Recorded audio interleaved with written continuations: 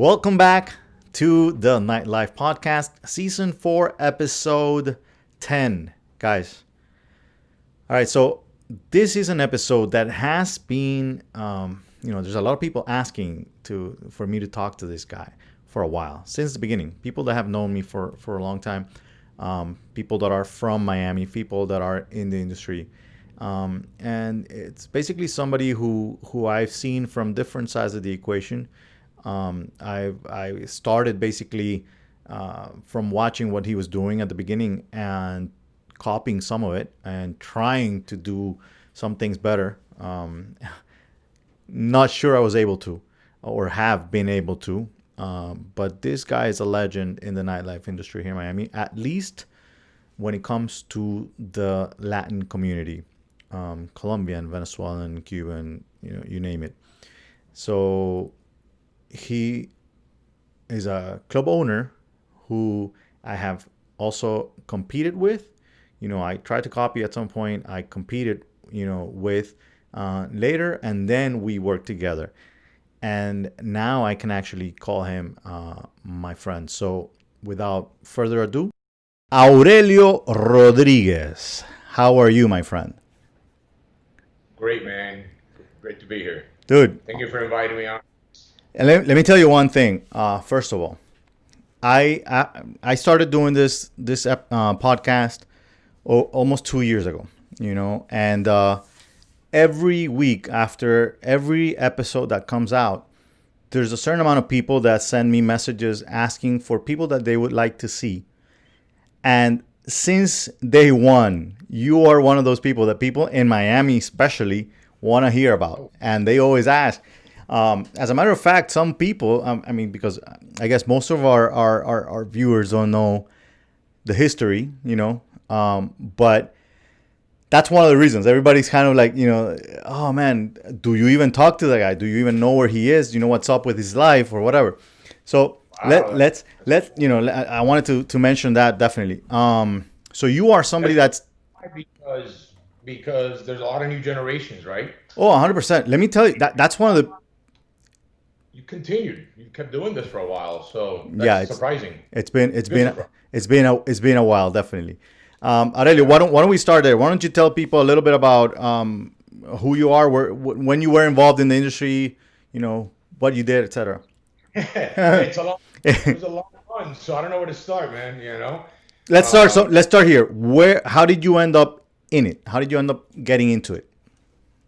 So, all my life I've liked to go out, and I've always enjoyed the club scene. And then towards the end of the 90s, I got into modeling. All right. And the modeling industry was in South Beach, which is surrounded with clubs. Those were the early days, right? I'm not 90s, the late 80s. Right. But nevertheless, that's when I had the most exposure, and that's where the industry was. And then, I was going to school. I was, my thing was finance. I was going to UM and doing doing what every Cuban boy does, which is to go to school and study business. Right. Undecided Cuban boy. And then in 1992, my dad passed away. Correct. And I just graduated from UM, and I was still doing the modeling thing. So my dad had passed away, and they had a little coffee shop where the Covacha is now. Right.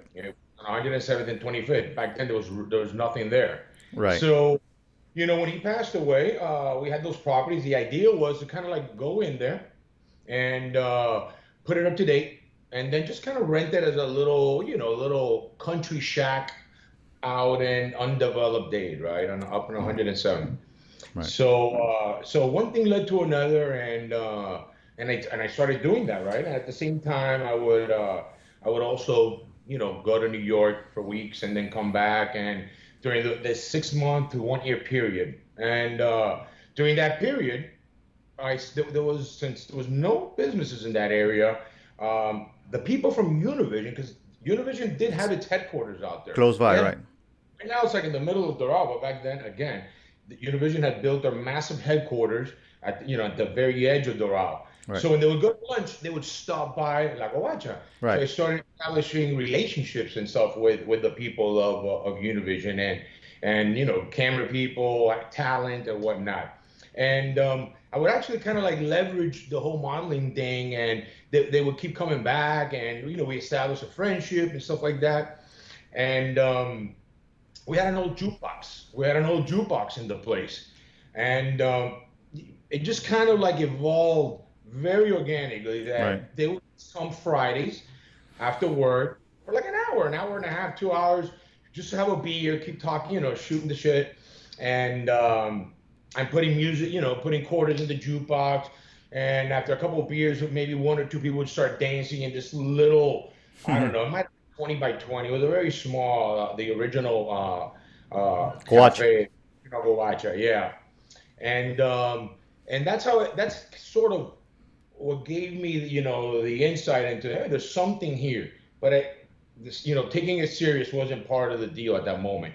Right. And I was still doing, I thought maybe acting would come after modeling and whatnot. So my mind wasn't there yet. What age are we talking here, Aurelio? I was 22. My dad Right. passed away. I was 22, 1989. All right. My father used to be a client actually of that little cafe. He used to stop to have coffee, and I remember him mentioning something about being the coldest beer. There was something about that corner and going to have a beer there, and they had the coldest beer there. That's a great point. Which that was the trade secret also of the place, the coldest beer, right? We actually did have an ice cream freezer that we would load up with the cases of the Budweisers, and when you pulled them out, they would be all frosty white. Nice. So that was kind of like the coldest beer in town was Right. a tagline at that time, and you're right, that was one of the draws. Also, that made it interesting. That's cool. So so yeah, listen. So that was what, like maybe by 1991 of doing this, I had a potential buyer. This was like the turning point. After about a year and change of kind of like getting it going and trying to establish a little something that we could flip to a potential buyer. We had a buyer. We had a buyer, and we had negotiated everything, the lease, the sale, and whatnot. And the day of the close, I mean, I spent money on attorneys and everything. And the day of the closing, the guy disappeared. And we would call, and we would beep him, because about that time there wasn't no cell phone. I think we were Right. beeping him, and he wouldn't call. Anyways, we got a call a day later from a friend saying, "Listen, so and so, can't remember his name, told me to call you and share with you that he bought another business in the beach, and that he won't be buying yours." And I was so insulted and so angry, right? Huh. That somebody could be so informal, that I was like, you know what, fuck this. I'm gonna teach this. I'm like, Right. enough. And It's yeah, crazy. It's crazy how many people, Aurelio, how many people actually get into this industry because of some small little thing like that, that yeah, ticks them off or whatever. But you are so close always, when you actually enjoy this lifestyle or whatever, you are always so close, to getting in it. You know what I mean? It's just a little push yeah, needed, right? yeah. So, well, that was a push that committed. Okay. The commitment push. I mean, a year had passed already, and to be honest with you, I was kind of like already, like I always, when I do business or something, I like to see. What I do is I'll see who's the most successful player in the space that I'm in. Who's the king? Who's the guy? Right. And I'll see how good he's doing. And that to me is your maximum potential, right? Correct. And I remember that I was like, all right, so this guy, I think his name was Britt Bradford. He was the guy. He was like an obsession. He was doing Calvin Klein. He was doing all these things, but he wasn't rolling in the dough. He was doing good, right? Right. But for guys back in that time, he wasn't rolling in the dough. So I was like, is this really what I want to do? All right. So I remember utilizing that thinking, and then this opportunity with when this guy kind of pulled back on the deal, and I said, you know what, let me keep running with this. And that was kind of a turning point. And then it was just a matter of months before I called my agent one day, and I'm like, hey, listen, don't call me no more for castings. I'm kind of over it. I'm taking a break, Okay. and I'm going to focus on this. And I remember that's when I put it into overdrive. Yeah. I remember, like in that time, taking the initiative to start, getting that little jukebox. And Right. now I had some speakers wired to the back. I remember, planning out like a piece of concrete that I could lay out in the back. And For then, I before you go into the middle of the story and the Jews of the different things that have happened or whatever, I want to give a little context to those who are not from Miami or haven't been or aren't into the Latin community or crowd or whatever. How long was La Covacha around? What with you or your sister and your family in general? yeah, look, the Covacha from day. I mean, it's still around. I mean, it Right. currently there's not in its original incarnation. Right. The Covacha incarnation was about a 28 year run, 27-year run, Right. uh, from 1989 till we sold it in 2012. All right.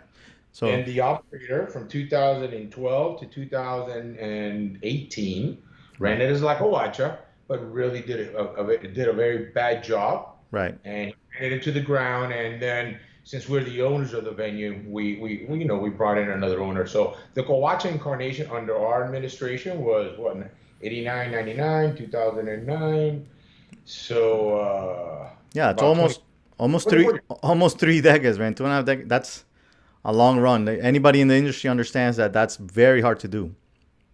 it was a long run. It was I mean, very people talk about, for example, I mean, I'm gonna go with something completely opposite, but people talk about Studio 54, and it was something that was around for 2 years. You know what I mean? Yeah. Studio 54. Yeah, they had legal problems Of and course. they reopened up when they got out of jail, I think, something like that. But Right.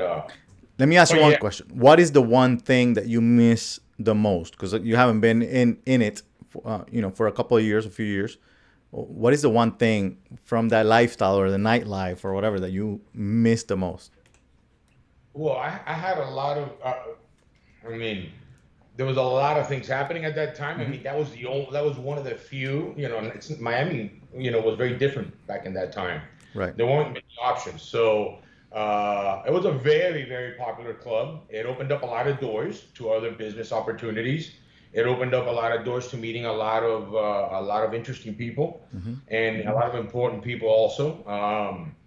It created a foundation, a business foundation for that I used as a springboard to other greater opportunities. And Right. from an egotistical point of view, being young, being in your prime, having that background of modeling still resonating from some of the work and campaigns, it was fun being single and being able to meet a lot of Right. people. Yeah, That so. definitely.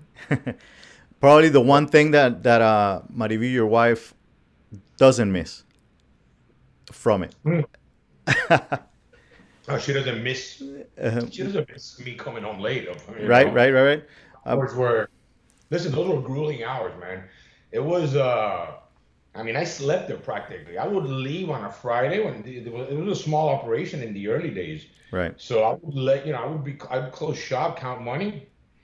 Before I had a full-time manager, count money. I would leave at 3 or Right. 3:30 to be back at 7 Right. to Right. reopen because it wasn't a club. This Right. was a cafeteria. Correct. So you had to be open basically at 6:30 in the morning, not on Saturdays. That's why Saturdays I said 7.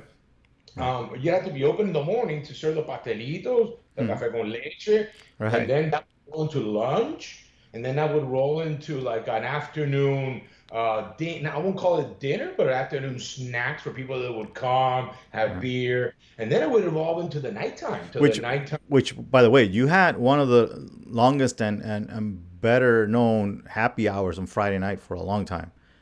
Exactly. How The ha- how how important was that for the whole business in general? I think that was the core, man. That was the anchor of the business. The happy hour really was. It was like the numbers were before happy hour and after a happy hour. But that was like, Right. the yeah, that was the core anchor of the success of the club. Definitely. And I saw an opportunity. What really got it going, besides the cold beers, Hmm. that contributed a lot. Uh, the polar beer, which is a beer, which is it's like the Budweiser of the Venezuelan community. Correct. They just started importing to Miami, and coincidentally, one of the reps stopped by my club that one afternoon or whatnot, started talking, and I said, sure, I would love to carry your beer, and he had this like 30-foot polar bottle. I'm not kidding. This was probably the biggest inflatable bottle that you don't even see these in the music festivals. This was the biggest, and I remember putting that. He let me have it, for the time being that I was, for promotion. And I would use that, and I would put it on the roof of the club, Right. and you see this thing from like, I'm not gonna say miles, but you Right. could Right. see it Far away. miles away. You remember? Right. And Definitely. yeah, and that was like, that was like lighter fluid for I the mean, happy hour. people that aren't from here again. This area is populated by Venezuelans, which is Yeah. where this beer is from. So it definitely caught people's attention because, um, Yes. I mean, one of the things I remember, and by the way, you are married to a Venezuelan now, Yeah. but Yeah. back in the day, I remember people talking about. Everybody would talk about this guy Aurelio, because it was one of those things that you had to get to know the owner to go to a place or whatever. Everybody wanted to be friends with the owner, right? Days- And then, but with Aurelio, there was this thing that a lot of people would actually be like, no, he's Colombian. No, no, no, he's Venezuelan. No, no, no. And a lot of Yeah. them, like, no, no, he's actually Cuban, man. So Yeah. Yeah. it kind of worked for everybody in a way. That did, yeah, no, that happened a lot. A lot of people that didn't know would assume that that I was Venezuelan, right, Right, or that I was Colombian if it was during the Colombian period, because the Covacha evolved. right. You could say that the '90s period, although it was the day to day because of the Doral, was Venezuelan. That Venezuelan. was like the filler. It was the filler. Right, But we had a run in the '90s of mainstream hipster Miami. right, The Miami college scene, right, during the '90s, mid '90s, '95, '96, '97, '98. This is all pre-Brickell, pre-Winwood. You yeah, had a little bit of Coconut Grove. right, You had a little bit, you had some in the beach, you did, and maybe one or two in Kendall. right, So there was no alternative. And as far as Latin was concerned, nobody was doing Latin. We were doing Latin. Along later came you guys, but in the right. early days, that was our different. Besides the beer, it later became our music, the differentiator. Because in 100%. the early days, if you wanted to dance Latin music, you had to go to these your grandparents' Type of venue. club street. There was like you literally, there was a place called Las Cascadas, Cascade, and you'd Right. go there and have like 60, 70 year old people Right. with Spanish club. So there was no alternative You know for the what? first. What I think was also an amazing thing was because you talk about this venue. It was really nothing. At the beginning. Like you said, it was a cafeteria that Yeah, became this thing. And yes, you made it look better. With time and everything. sure. But I think nothing made it look better than the people that you had in it. You know what I mean? I think the crowd was the secret. Yeah, yeah, yeah. I mean, look, like I said, I was coming from the Miami Beach scene because of Right. the modeling, so I had that MO, that formula that was used over there, right? Right. And I really had not even over there. A lot of times you do it, sort of just to kind of play the game, to seem like it's important. I literally had to do that, right? Right. Since I was on the edge of town and there was a lot of development. There was a huge horse stable with like 100 horses and owners. So if I wasn't careful, you'd have guys with cowboy boots coming in, and you'd have construction workers showing up after work Right. because there was just so much happening there. So I literally had to, set some guidelines Right. of after happy hour, how somewhat of a dress code to come in, right? Right. To keep a little law and order in the place, and keep it. A lot of people talk that it was worse than it was, but like I every now mean, and then. with the years, definitely. I mean, but it definitely at the beginning it started at a great quality, and I think also a hard thing to do was to make it where after it became maybe not so good because you have some, you have a lifespan or whatever. It was brought up a few times. I remember at a time when like guys like Ronald Rip, shout out to them, Ronald and Alejandro Lazardi, who was with you for a long time, brought back the Friday night to a nice crowd again, Yeah. and different things, different people. That's yeah. Look, like you said, right? There is a life cycle, right? Right. These clubs have cycles. Some don't. Hmm. Some get away with not having it. Right. I know that like I know my life cycles. I remember it was the '90s was mainstream Miami with Venezuelan filler, right? Hmm. And then all the competition starting opening up, Wynwood, Miami Beach, all that. Not Wynwood, Brickell and whatnot. Right. So it's time to reinvent. Part of that is you got to bite the bullet for at least a year and a half. Right. You got to make a conscious, purposeful decision to let it kind of die out a bit. Right. You don't want to turn the lights off. You don't want to turn the lights off, but you underexpose yourself Correct. because you can. There's a thing, you can there's points that you overexpose yourself. True. You run real hot. You run real hot, then like how much more exposure can you get after? That's when you burn out, right? Right. So at least that's the way I did it. I would kind of pace it, run it up, and then competition pops up, so I knew, Right. the time's coming where I'm gonna have to just ramp down, redo a new team, Right. new target market, and this happened. This new cycle happened in 1999. Okay. I did reconstruction in 97, 1998, 98, 99. So we had 2 slow years. People Right. kind of forgot a little bit about the club, loaded up with new promoters, and then this time we went really hard towards the Venezuelan market. Right. And then, it got reestablished as, Venezuelan go-to place. Right. Let me ask you something. And by the way, when he says Venezuelan, it was a high class Oh, yeah. Venezuelan. Yeah. Definitely. No, wonderful crowd. I loved it, man. I mean, I remember also the fact that you would always run into actors, actresses, well-known people from the community, definitely over there. So there's a lot of good memories for everybody. Yeah. There Um, is, man. Aurelio, how important was the live music, and when did you make that decision of not being just a regular club with a DJ and have that, extra? So the first concert that we did was Los Pericos. Hmm. And I won't take credit for that one. I had this guy, Jose, Yeah. and he came to me and he goes, "Oh man, this is a great place. This is his parking lot. This is a great place to set up a stage." And I'm like, "You think?" And he's like, "Yeah, I could I could really fill this place up." And I'm like, "Okay." And he mentioned this group. It was an Argentinian group, Yeah. which a lot of overlap with Colombians and with Venezuelans. Mainly Like, awesome. Venezuela. Yeah. Right. Yeah. Everybody loved Los Pericos, even though they were from Argentina. It was reggae music. Right. So we worked together on this. I said, let's give it a shot. Set up this huge outdoor stage, and we put, for that concert, we put in like about easily 2,800. It was like the biggest event ever in the early 90s, right? Right. That kind of gave me an insight into the potential and, to live entertainment on a big scale. It's like 10x your numbers, right? Right. If you're doing, X amount, this just takes you to another level.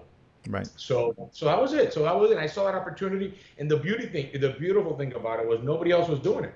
Right. There was no venue, it really, the club became a real go-to place Hmm. from 1,000 to 3,000 patron live music venue. Definitely.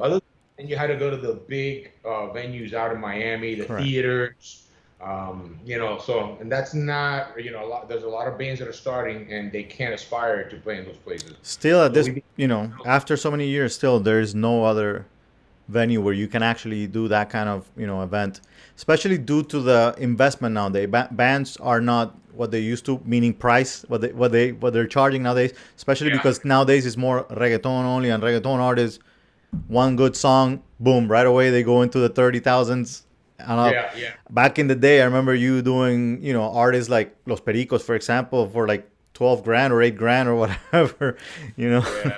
Those were different days, man, and and Latin artists basically wanted to break into the Spanish market, the Latin market, and they had to do a live venue, right? Right. You know, live concert, because they were breaking into the radios. So, you know, I was the only option. So I was able to benefit Right. from that with pricing. You know, Yeah. I was able to get real, you know, I was able, you know, to negotiate very good prices, and that took off a lot of, you know, a lot of the risk. Right. So So those are able to, two of the factors. I'm always teaching the people, especially my students and people that listen to the podcast and everything, when it comes to live events at the clubs per se.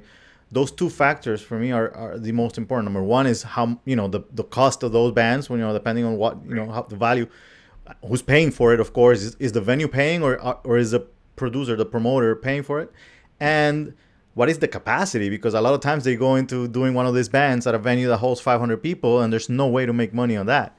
You know. can't make money. Yeah, you really can. And I mean, I think you're just being generous thinking about the band cost. When Right. when you start factoring the marketing cost, the production cost, travel. I mean, there's so many other little intangibles that people don't think of. Right. And it's a tough business, man. You know, you can take a bath. You know what Uh, brings me to the how important it was for La Covacha itself.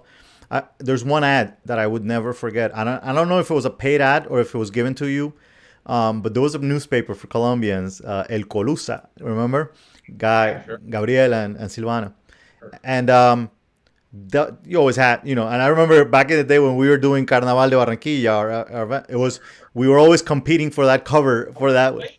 I stole that playbook from you. Exactly. So that was like from my city direct. But anyway, with that one, um, I stole that playbook from oh, you. 100%, Guys did 100. the first Carnaval de Barranquilla, Right. and I figured, let me try to do it bigger and better. You know, Right. let me try. But I Exactly. learned that from. I saw what you guys did. I'm like, You know wow, what? You know what's crazy? That we actually had one carnaval that we did on the same night, and we both had almost 3,000 people in each event. It was crazy. we both killed it that night. It's Everybody crazy. was coming back. People would leave from mine to yours and back. How was it? How was it? No, it was Oh yeah, packed. yeah, yeah. Packed.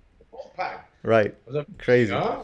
But the newspaper ad that they had, it was at the end of the year, and El Colusa had a big full page on all the concerts that had been at La Covacha that year. You know, I, Right. I, I Sure. I can't forget that. And I remember and reading through all of them, whatever. I'm like, number one, how is this guy affording all of these things? Sure. And I was just like, man, I would have never thought of doing an ad just to remind everybody, look at all the shit that I had. Sure. The run that we've had. Yeah, yeah, yeah, Oh, we had Oscar de Leon. I mean, I'm gonna go back to that time frame, and I'll think of the big heavy hitters. right, Oscar de Leon, right. the Colombian that passed away, Joe Arroyo, definitely. Yeah, Joe Arroyo. yeah, Uh, you know, we managed to get him. We had managed to get him there, and that was huge. yeah. Joe's. That was a huge win, and others, right? That I can't think Oh of yeah, right no, now. I remember. I mean, it was a full page of just names of artists and artists and artists in different genres, different genres. Different So, genres, absolutely. so it was a good. Yeah. No, look, there was also a promote.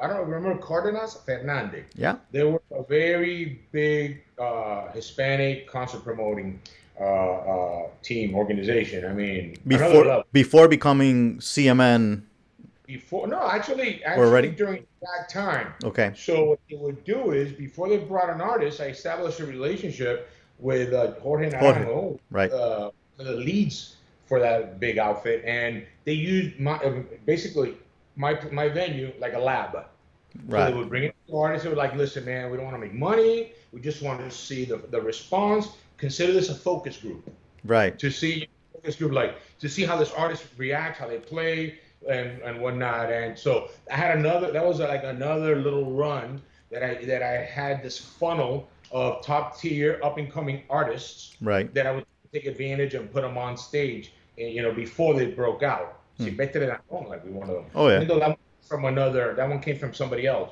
Right. but sort of that time frame. Right. Right. Right. Yeah. No, there was Just it was different. I mean, definitely the artists, like you mentioned those, and I can remember what we used to pay for those artists compared to what anybody asks now. The last time I was able to hire, for example, J Balvin, we paid him 30 grand. Actually, you know what? We did that's another big one, Nicky Jam at La Covacha, together with a bunch of different companies. We joined Robin, the Cubans, and other right, gangs. right. So it was huge. Also, over 3,000 people at that event. It was crazy. Also, but Yeah. what I'm saying is, all those artists, we were able to get them at $30,000, $35,000 or so, compared to, for example, Joe Arroyo, who I used to pay 12 grand to, and he would Sure. bring the same amount of people. And sometimes in liquor it would be more sales even. So Sure. it was a Depending little on the different. crowd that the artist pulled, you know. In Definitely. fact, and a lot of times you had an artist that was overpriced, but Yeah. you knew that the target market was Right. the kind that would sit down and order three, four, five bottles throughout the night. Right. So you were going to have a loss leader in your production, right? As because you knew that you would double down on the liquor sales Right. and make for that gap. So What? these are things, and I say this so that your listeners that are Hmm. in production and whatnot, kind of like, there's ways to look at this. Another thing is, a lot of time when you're in the early days, you weren't getting sponsors. If you don't have a reputation and you still haven't established credibility, it's hard to go to a sponsor and ask for a 20, 30, $40,000 a sponsorship, Right. right, to help you out. So you really had to pocket it out of this, because part of the formula that carries you, part of the carry is the sponsor. Right. These are the guys that help you, get to the finish line, so that you don't have to run with all the risk. In Right. the early days, you don't have that. Who are Right. you? Can't give Definitely. you money. I mean, Definitely. What was if you can think of the top of your head, the biggest mistake you ever made that you felt like I shouldn't have done that? It could, in the nightlife, it doesn't have to be a concert or whatever, but in general, besides getting in it. what was the question again? Say it again. Biggest mistake you made in the industry, something that you did, either an event or a decision you made that you felt, oh man, I should have not gone that route 100%. Or was it that perfect? I'll keep thinking about it. All I'll right. keep thinking All right. about it. Well, there's a lot of shit. I blew it. I shouldn't have. This is not. This was, but I never had. Not that I can remember at this Right, moment. right, right, right. No, nothing's jumping I to mean, mind. That it wasn't wow, it wasn't that big then. You know what I mean? I mean, yeah, that definitely. We had one carnival, for example, that we were gonna go not head to head with you that year. It's just that the venue we had in Key Biscayne, remember, we that venue was closed. It was sold, and we left, and we had to find a venue. And the venue that we found was in Doral as well, very close to you. So yeah. we That became was yeah, exactly. So right. I remember what the actual name was then. It was Soccer 7 or something. It was just a soccer field or whatever. So Right. we went to do the event there, and we were told there was one issue with one permit that was not going to permit live music at the end or whatever, during the event or whatever. But the owner said, George, I remember, said, just, don't worry, I got it taken care of. It's fine. Everything is good. That event, we ended up having almost 4,000 people, and we ended up having to return the money to most of the people because we opened at 8 o'clock, and at 8:01 we had every entity that could close us right there asking Sure. asking for this permit, and they closed the event, but they couldn't close the whole thing. I don't know if you remember this venue, but it had an indoor part that they could sell liquor and have music there. Yeah. They could Yeah. not. The permit that we didn't have was for the live music outdoor. Outside. Yeah. Yeah. I Right. remember somewhat. I remember a Right. little bit. So And so you guys probably thought I sent the cops. oh, we blamed it on you 100% for like the next 5 years, and and then so the point is this: we had to turn off the music outside, but the bands that were there, everybody, we had like 8 bands playing that day. Like, we invested a lot of money on that event, and they decided, you know what, we're not gonna go. We're gonna play with no sound or whatever, just Capella a side. cappella here with the people. And they just started little groups in different areas, in different soccer field. There was a lot of people. Even though we did not make money, we lost like 50 grand that day, but which for a promoters, it's, yeah, it's not good at all. But it was a Especially, memorable day, though. I mean, it was a great. I mean, oh, in you general, couldn't make that. You couldn't invent that. Correct. You couldn't reproduce that. You couldn't plan that. Right. These things that kind of just evolve and leaves a more lasting memory. Right. It's like one of those things that you'll never forget, right? A You hundred know, oh, percent. you made money, but the way it evolved into an incredible night with the band members probably partook with everybody. I mean, there's a lot of people I know that would have quit the industry, the business right away. I can tell you that to me it was just the most expensive party I've ever had. I took it as that. Yeah.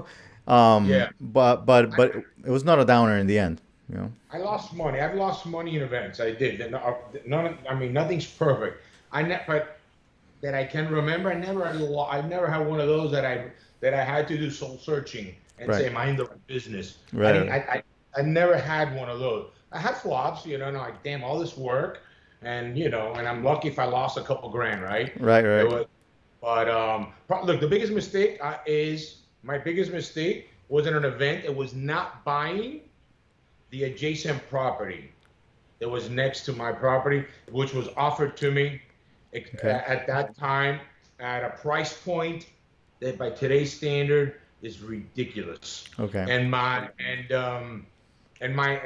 me wanting to allocate money to the present day operation instead of like looking a little bit further down the road, thinking Right. that opportunity was always going to be there.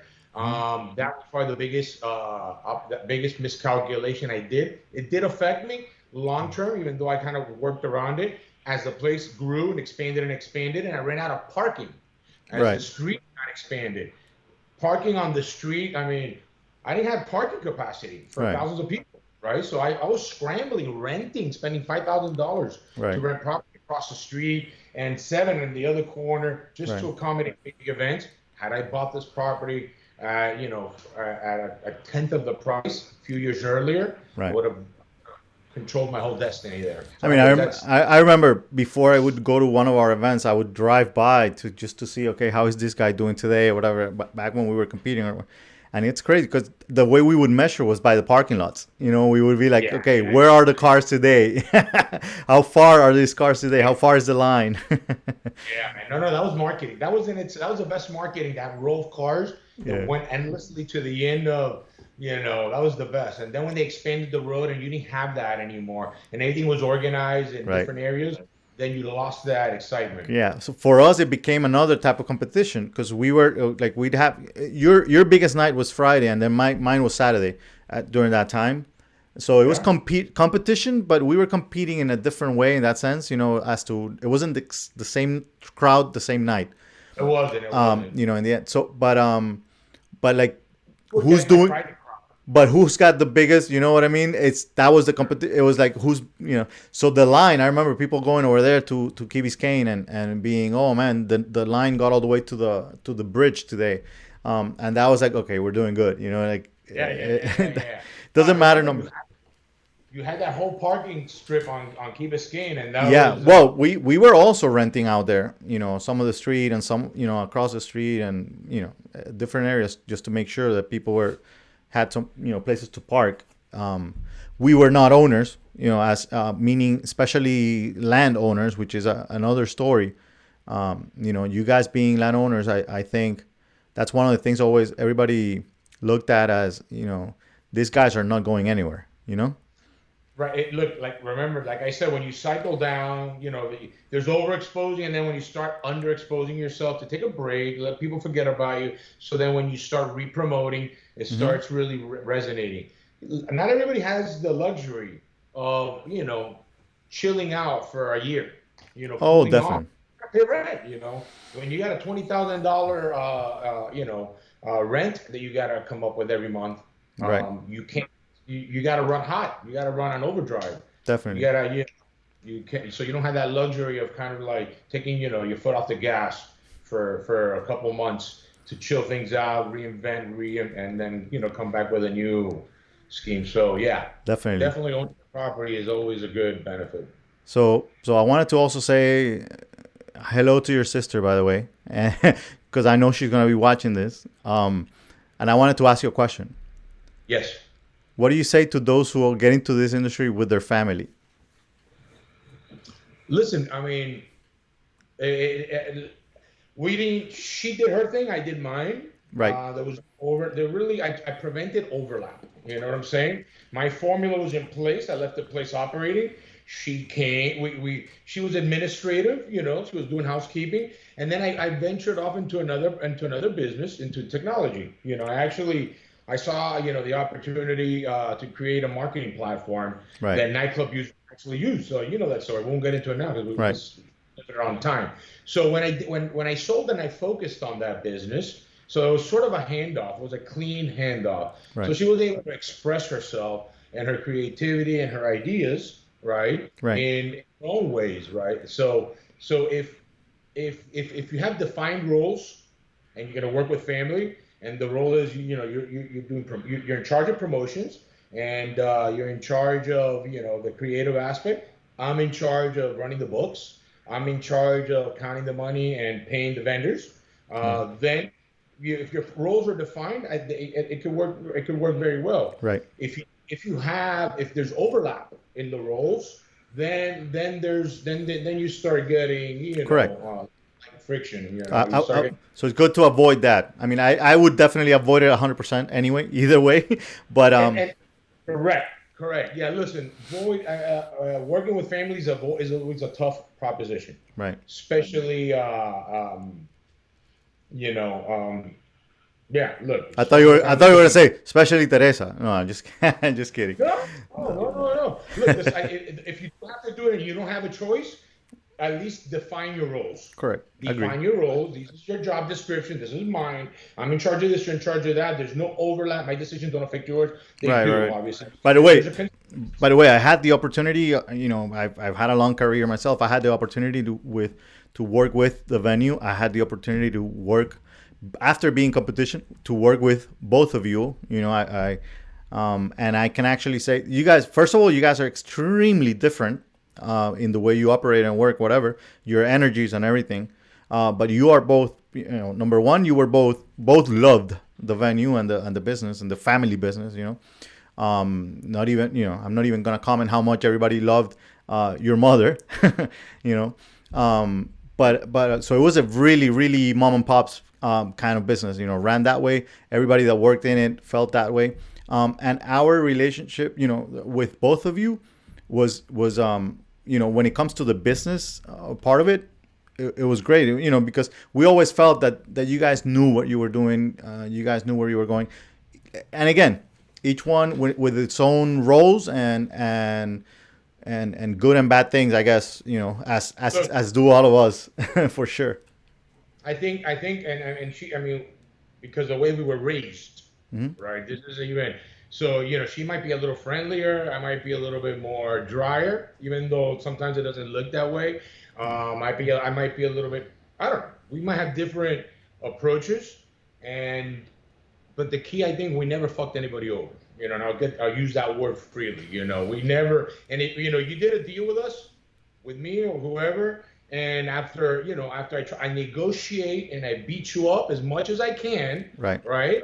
And once it's on paper, you can go to bed knowing that at the end of the day, when we count the money, we're gonna keep our commitments. And I think that goes for her as well as for me. And I Right. think that's part of I think that has been part of the success of the club, and our ability to bring in promoters and do cross events with other people, because you knew that you weren't gonna that whatever was negotiated was gonna be, like we say in Spanish, cumplido. I don't I don't I don't think there's any way to survive 27 years if you're not that way. You know what I mean? Nobody comes back. There's only a certain group of people that end up being the ones that produce the events, the ones that sell the artists, the ones that you do business with, right? In the end. So I agree with that. As a matter of fact, I can tell you this. We talked about El Carnaval de Barranquilla. It was an event that was created completely from us, as you mentioned. It was an idea that we started, being that we come from there. Exactly. But the moment that my Carnaval did not have a venue, my first choice became, let me do it over there. Sure. and I had a deal with you that I made probably less money than other deals that I had, but I knew for a fact that I was gonna get my shit. You know? Yeah, exactly. So You can see that complete. A lot of times you go to venues and you strike deals, and it could be in writing and signed in contract, and in the middle it gets changed. Right. I've heard stories. Hey, listen, this is what's due to me. This is the event, and I've heard that the owner says, yeah, I know, I said that, but I'm losing too much money, so I'm sorry, man. Right. This Right. is the what's gonna be now. That's unheard of, man. Right. Like you can't do long-term business that way. Right. And I always said that. I always say, listen, you can say I'm a pain in the ass. I'm arrogant. I'm grosero, whatever. What you'll never be able to say is that myself or anybody in my establishment that you do business with is a thief or Right. has no word. So, Right. I agree.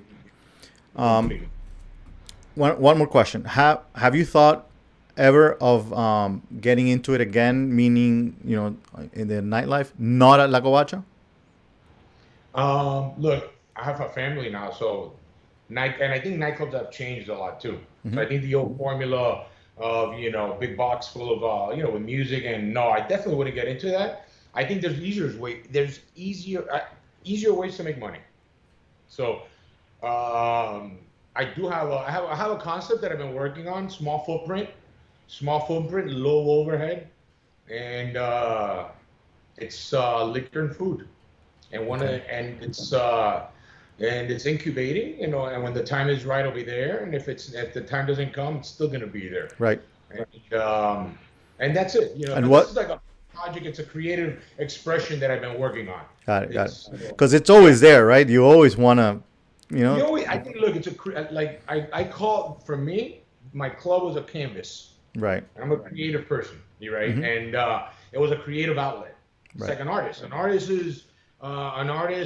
works on different materials, on sculpting, on canvas, Right. With iron. So mine was this object that I would hang things from. I would play with lighting, Right. and then I would see. And what is art supposed to do? Invoke an emotion, right? To the viewer, so then I would be able to benefit Right. seeing the visitors enjoy it. Right. What are you doing nowadays? So as you know, I got into technology. So it was a big shift. When I sold my company, I did really well with that, and part of it meant that I had to go corporate. So I went to work with this company out in Portland, Oregon. Okay.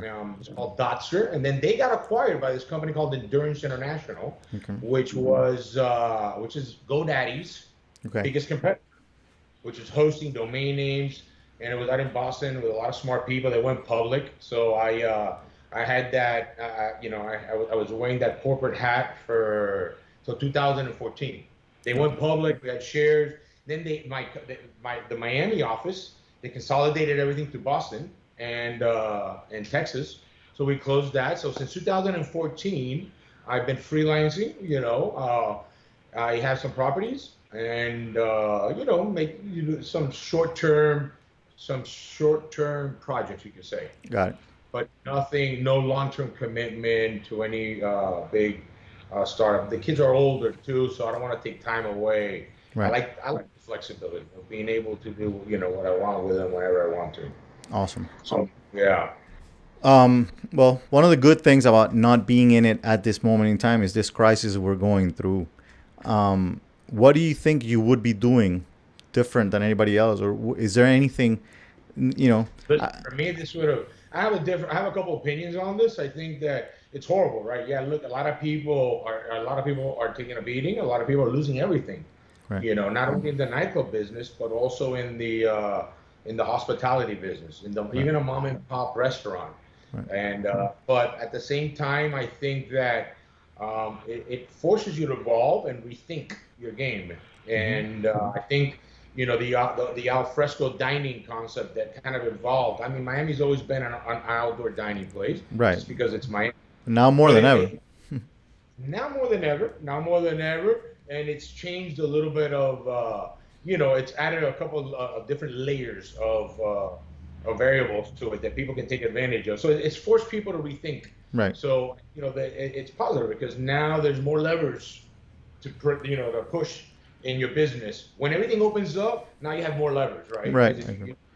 You learned new little tricks, and the playbook got bigger. Completely. Because of You know what? learned. And I keep telling people that I think that also the playing field got leveled also, because now it's whoever comes up with the better idea of because it's more about getting those people back out there, having something that people want to be there and feel comfortable in. Yeah, Um, I think if your product is good, if you have mhm. a good product and it's comfortable and it's done with love and like if if you're giving back, this is let me add this. I think for your viewers more than anything, you always have to give back, and I'll Mhm. use this as an example, and I know it's shifting from what we're talking about. A lot of operators, they make a lot of money and they just put that money away, and and the venue, gets beat up and no love gets put into it, and no money does not get get reinvested into the place.